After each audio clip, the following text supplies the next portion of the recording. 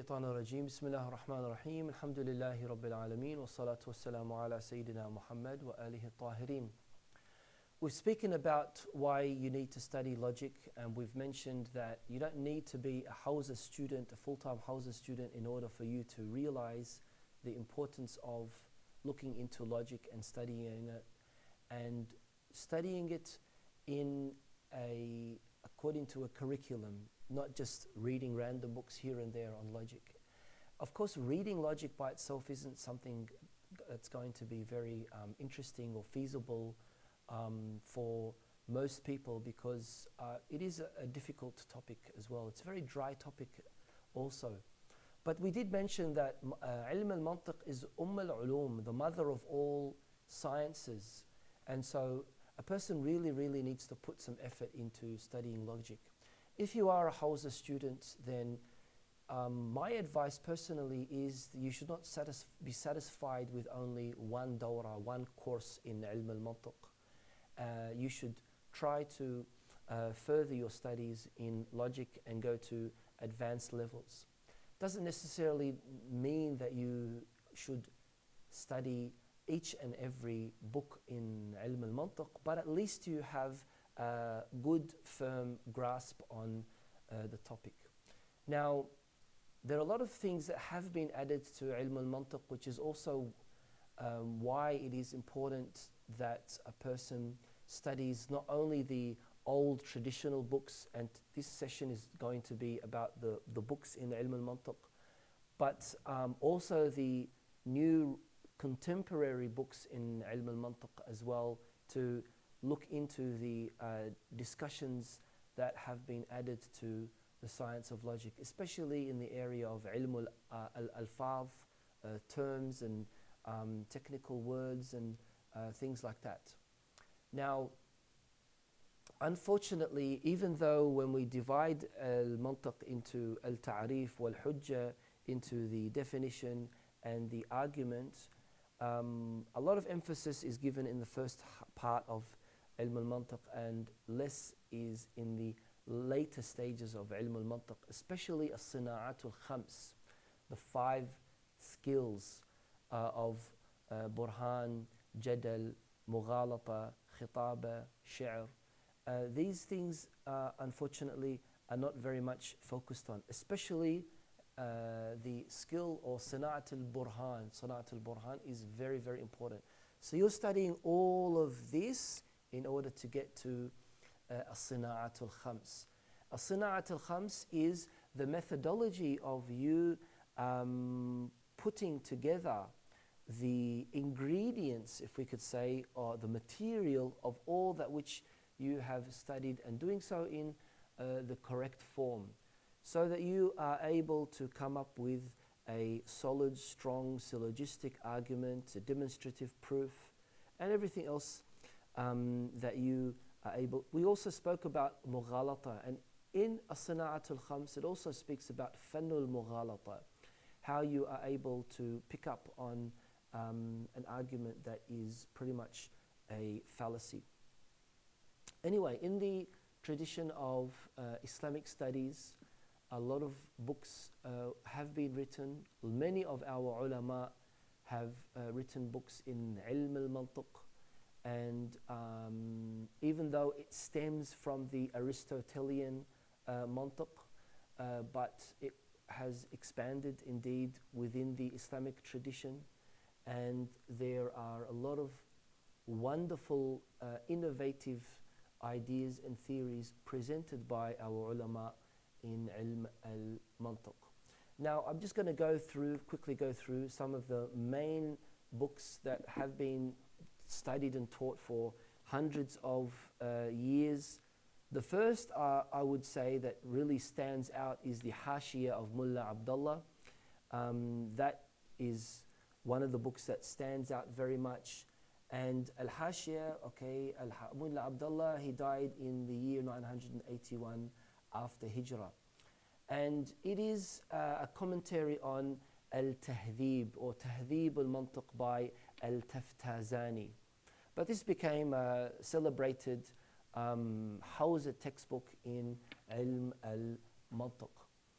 You know, there are other books, like Al-Kubra fi Ilm al-Mantiq by Al-Jurjani, and Mantiq al-Isharat by Ibn Sina, by Avicenna. This is also a very, very important book.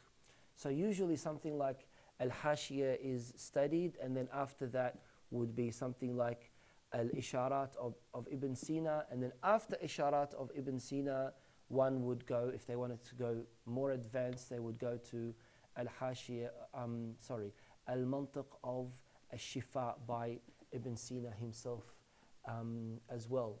Now, another very famous book is called Al-Shamsiyah, and with Al-Shamsiyah, let me read the name of the date of the passing of the author, who was of course Qutb-ud-Din al-Razi, the year 766. Al-Shamsiyah itself was written by Ali ibn Umar al-Shafi'i, right? But of course there are many shuruh on Al-Shamsiyah by Al-Qutb al-Razi, by Al-Jurjani, by Al-Dasuqi, by Al-Dawani. And this is a good book as well. It's Shuruh Al-Shamsiyah, and of course it's a little bit of a difficult text to read, Al-Shamsiyah, but it's an expanded version of the others. Now we do have some of our own ulama, like for example Al-Allam Al-Hilli rahimahullah, who wrote a commentary on Al-Shamsiyah, which is called Al-Qawa'id Al-Jaliyah fi Sharh Al-Risalatul Shamsiyah. Now, as far as other very known mantiq books, you have Al-Jawhar Al-Nadid, the fi Sharh Tajreed Al-I'tiqad, and again Al-Jawhar Al-Nadid is by Al-Tusi, Tajreed Al-I'tiqad is by Al-Hilli and Al-Alam Al-Hilli. Al-Jawhar Al-Nadid is a commentary on the mantiq part of Al-Tajreed by Al-Hilli. Again, this is a very good book, and something that is usually studied in the Hawza. We come to a more contemporary time. We have Mullah Hadi Sabzawari, and he died in the year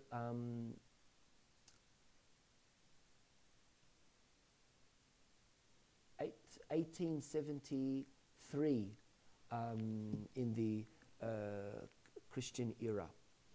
And he has his famous book called Al-Manzuma, which was poetry, written style, prose, for all of ulum al-aqliyah, from logic to natural physics to metaphysics.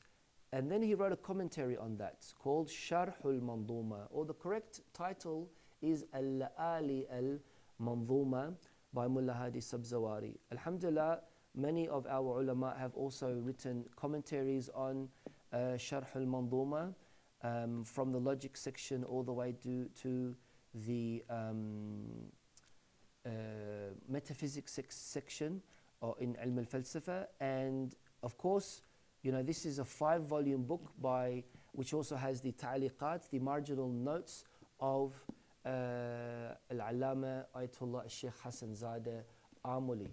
We also have 2 different commentaries by Shaheed Mutahhari rahmatullah alayh on Al-Manzuma, which is very, very important.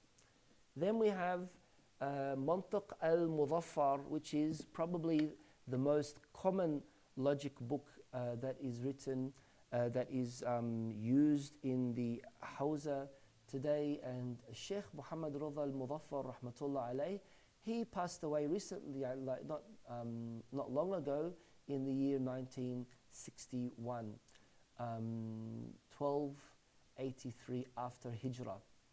And indeed, Mantiq of Sheikh al-Muzaffar is the most common used logic book. It's written in contemporary kind of Arabic language. It's simplified, doesn't have that complexity of the other books that I mentioned. Keep in mind that you do have commentaries, and you do have what we can call khulasa books. And I'll give one example of this is written by my friend, my colleague, Sheikh Falah Al-Abidi, called Lubab Al-Mantiq.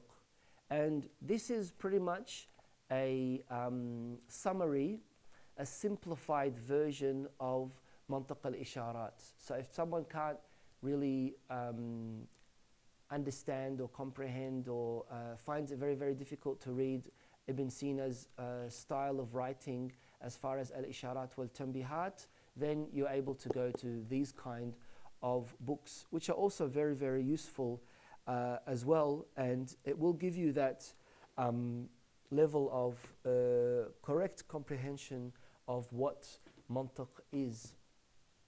And even more than that, maybe as well, depending on the amount of effort that you put. Unfortunately, as I did mention in the very beginning of this short explanation, not many people take logic to be serious. Even in Al-Hawza Al-Ilmiya itself, you know, it's just like, okay, well, let's do one dawra of mantiq and carry on with the rest of the other ulum. Not to know that you're going to be using mantiq in usul al-fiqh, you're going to be using a lot of mantiq in theology, in ilm al-kalam, you're going to be using a lot of logic in philosophy. You will certainly be using logic in your day-to-day interaction, sometimes consciously, sometimes subconsciously. But you need to make sure that you do find a teacher who kind of like gives you or motivates you to like ilm al-mantiq. You know, some teachers, they might, you know, present ilm al-mantiq in such a dry way where it just becomes a very boring subject for you and you just want to get rid of it, get the mark and carry on with the other ulum. Whereas how mantiq should be taught is where a person becomes passionately involved and interacts with it and wants to further read about it. You know, you want to study the formal logic, you want to study other kind of new contemporary logic, fuzzy logic, and all these new discussions that are happening in ilm al-mantiq. Some are even kind of like mixing logic with mathematics and things like that. You know, if someone wants to go down that path, by all means. But a minimum requirement is that one goes through at least 2 or 3 of these books that I mentioned. You want to start with Khulasat Ilm al-Mantiq by Sheikh al-Shirawani, Sheikh Ali Shirawani. Very, very good book, small book, elementary level. Then you want to go to a beginner's level. Then you want to go to a little bit more in-depth study Mantiq al-Muzaffar. After Mantiq al-Sheikh Muzaffar, study Mantiq al-Manzuma of Mullah Hadi Sabzawari. After Mantiq al-Manzuma of Mullah Hadi Sabzawari, study Mantiq al-Isharat wal-Tanbihat. After Mantiq al-Isharat wal-Tanbihat, if you want to go and study Mantiq al-Shifa. Parallel to this, of course, you're going to be studying after Mantiq al-Manzuma, you're going to be doing the rest of Manzuma. After Mantiq al-Isharat, you're going to be doing the rest of al-Isharat. Adjacent to these books, which is Khulasat Ilm al-Mantiq of Shirawani, Muzaffar's Mantiq, Mullah Hadi Sabzawari's Manzuma, Ibn Sina's Isharat, Ibn Sina's Shifa. Adjacent to these, you can read the other books and shuruh and simplified versions of these books, which are going to assist you. Shaheed Mutahhari's book is on Sharh al-Isharat, certainly going to assist you. Sheikh Hassan Zada Amuli's marginal notes and Hawashi, they're certainly going to assist you. The commentaries that we have on Mantiq al-Muzaffar also going to assist you. You might find another book in Farsi that is written by a certain alim. You know, there's this a few of them out there as well, that might assist you in this ilm. You might find some books in English as well. You know, alhamdulillah, the Mantiq part of Al-Isharat, only Ibn Sina's text, of course, not Tusi's commentary, has been translated by Inati, Shams Inati.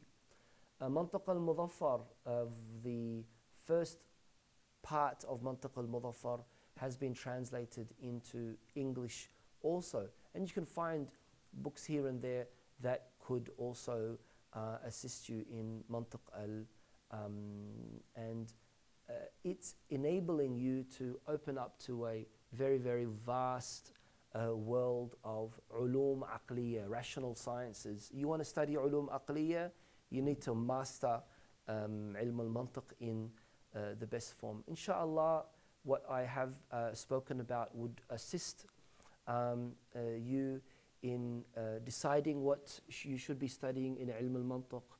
And of course, this is all based on my personal experience and advice I have received from my teachers, my ulama, our predecessors, those who are before us.